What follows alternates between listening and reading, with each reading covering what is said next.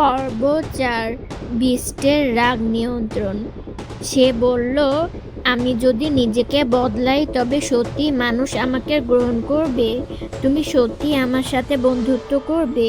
আমি বললাম, আমি প্রতিজ্ঞা কখনো ভঙ্গ করি না।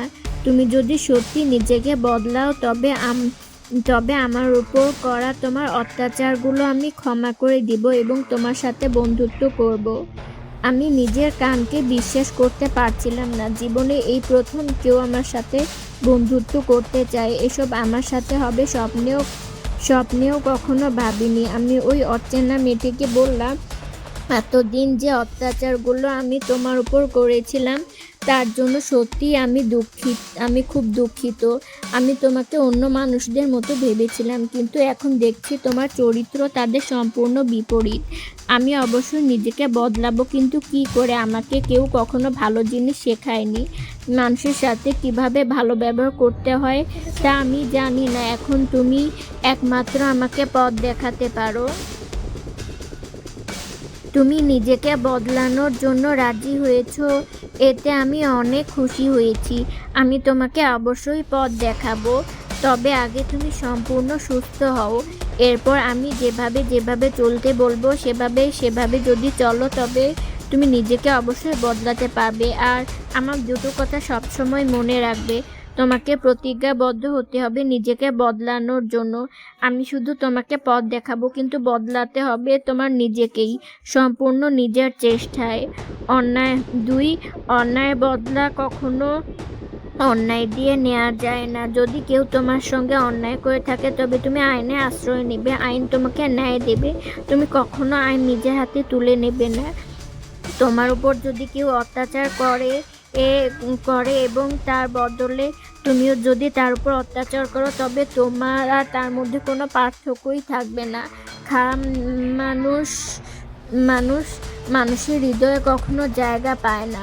আমার এই দুটো কথা যদি তুমি মনে রাখো তবে তুমি সর্বদা ন্যায়ের পথে থাকতে পারবে। মানুষের আসল বৈশিষ্ট্য তার কর্মের মাধ্যমে প্রকাশ পায়, রূপের মাধ্যমে নয়। আমি ওই অচেনা মেয়েটির কথাগুলো মন দিয়ে শুনছিলাম। আমার অনেক ভালো লাগছিল। আমি মেয়েটার সঙ্গে অনেকক্ষণ কথা বললাম। জানতে পারলাম তার নাম যারা। সে তার বাবা মা ও বোনসহ এই শহরেই বাস করে। যারা তার জীবনের মজাদার ঘটনাগুলো আমাকে জানালো আরও অনেক অজানা কাহিনী। এভাবে কেটে গেল বহু দিন। তার ভালোবাসা ও যত্নে আমি ধীরে ধীরে একটা সময়ে গিয়ে সম্পূর্ণ সুস্থ হয়ে গেলাম। তার প্রতি আমার সকল ধারণা পুরোপুরি বদলে গেল।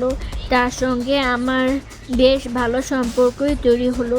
সুস্থ হওয়ার পর একদিন আমি যারাকে জিজ্ঞেস করলাম, আমি এখন সম্পূর্ণ সুস্থ। তুমি আমাকে বলেছিলে যে আমাকে ভালো মানুষ হওয়ার জন্য পথ দেখাবে। আমি সম্পূর্ণ তৈরি।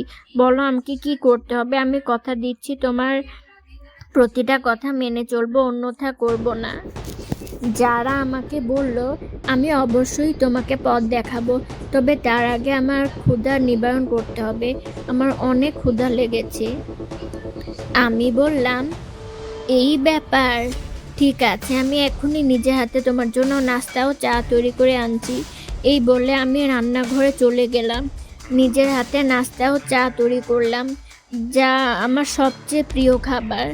আমি প্রতিদিন চা খাই। এতিমখানায় থাকার সময় চা বানানো শিখেছিলাম, সেটা এখন আমার কাজে লাগছে। কিছুক্ষণের মাঝে আমি নাস্তা ও চা তৈরি করে হলরুম নিয়ে আনলাম। আমি ও যারা একসাথে মিলে চা নাস্তা খেলাম। যারা আমাকে বলল, একদম ফার্স্ট ক্লাস চা বানিয়েছো। চায়ের দোকানের চাওয়ালারাও এত ভালো চা বানাতে পারে না। একটা চায়ের দোকান খুললে তোমার অবশ্যই ভালো আয় রোজগার হবে। শুধু নিজের ব্যবহারকে বদলাতে হবে, তাহলে দেখবে তোমার ভাগ্য খুলে গেছে। এরপর যারা আবার বলল, নিজেকে বদলানোর সর্বপ্রথম ধাপ হচ্ছে রাগ নিয়ন্ত্রণ করা। রাগ এমন এক মানবীয় আবেগ যা একাধিক অপরাধের জন্ম দিতে পারে।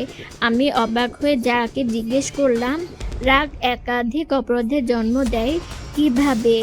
যারা বলল, যখন মানুষ রাগান্বিত হয় তখন মানুষের ইন্দ্রিয় ঠিকমতো কাজ করে না। তখন মানুষ সামনে যাকে পায় তাকে গালিগালাজ করতে থাকে, কখনো কখনো খুনও করে ফেলে। রাগের মাথায় মানুষ কত যে অপরাধ করে তার উদাহরণ দিয়ে শেষ করা সম্ভব না। আমি বললাম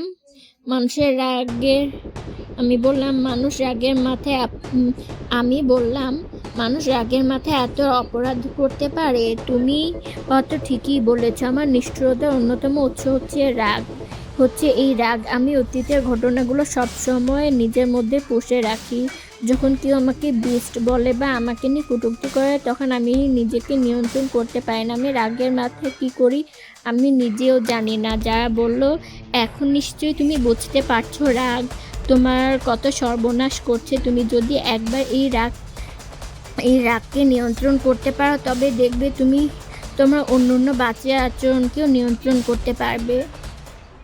আমি যারাকে জিজ্ঞেস করলাম আমি কিভাবে রাগ নিয়ন্ত্রণ করব। যারা বলল, রাগ নিয়ন্ত্রণ করার বিভিন্ন পদ্ধতি আছে। সবচেয়ে সহজ পদ্ধতি হচ্ছে যখন তোমার রাগ হবে তখন তুমি বসে পড়বে। যদি দাঁড়িয়ে থাকো, বসা অবস্থায় রাগ হলে শুয়ে পড়বে, আর শয়ন অবস্থায় মানুষ আরাম বোধ করে, তাই রাগ করতে পারে না। এছাড়াও যে মানুষটিকে দেখলে তোমার রাগ ওঠে তার সামনে থেকে সরে গিয়ে রাগ নিয়ন্ত্রণ করতে পারো। চোখে মুখে পানি দিলে এবং পানি খেলেও তোমার রাগ কমে যাবে।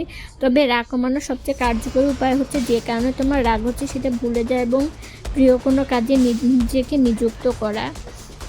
আমি যাকে বললাম, তুমি যেভাবে আমাকে রাগ নিয়ন্ত্রণ করতে বলছো আমি ঠিক সেইভাবেই রাগ নিয়ন্ত্রণ করব। তবে একটি কথা, যতদিন না আমি নিজেকে পুরোপুরি বদলাতে পারছি ততদিন পর্যন্ত তুমি আমার সাথে থাকবে। তোমার থাকা, খাওয়া ও আরামের সব ব্যবস্থা আমি করব। যারা আমাকে বলল, তোমার সাথে থাকতে পারলে আমার বেশ সুবিধাই হতো, কিন্তু সেটা সম্ভব না। আমার বাবা অবশ্যই আমাকে খুঁজতে আসবে, আর তিনি যদি জানতে পারেন যে তুমি আমার সাথে কী করেছিলে, তাহলে নির্ঘাত তিনি তোমাকে পুলিশের হাতে তুলে দিবে। তাই আমি তোমার সাথে থাকতে পারবো না। তবে আমি কথা দিচ্ছি, আমি নিয়মিত তোমার সাথে দেখা করব এবং তোমার আচরণের তদারকি করব। আমি বললাম, ঠিক আছে, তোমার যেমন ইচ্ছা। তবে তোমার যাওয়ার আগে আমি আমার পুরো বাংলো তোমাকে ঘুরে দেখাতে চাই। যারা রাজি হয়ে গেল। এরপর আমি আমার পুরো বাংলো তাকে ঘুরে দেখালাম। প্রতিটা কক্ষ, হলরুম, রান্নাঘর, এমনকি বারান্দাও দেখালাম। যারা মুগ্ধ হয়ে ও আনন্দের সাথে পুরো প্রাসাদ ঘুরে দেখলো। যাওয়ার আগে আমি তার হাতে কিছু ফলমূল ও পাউরুটি তুলে দিলাম। সে চলে গেল।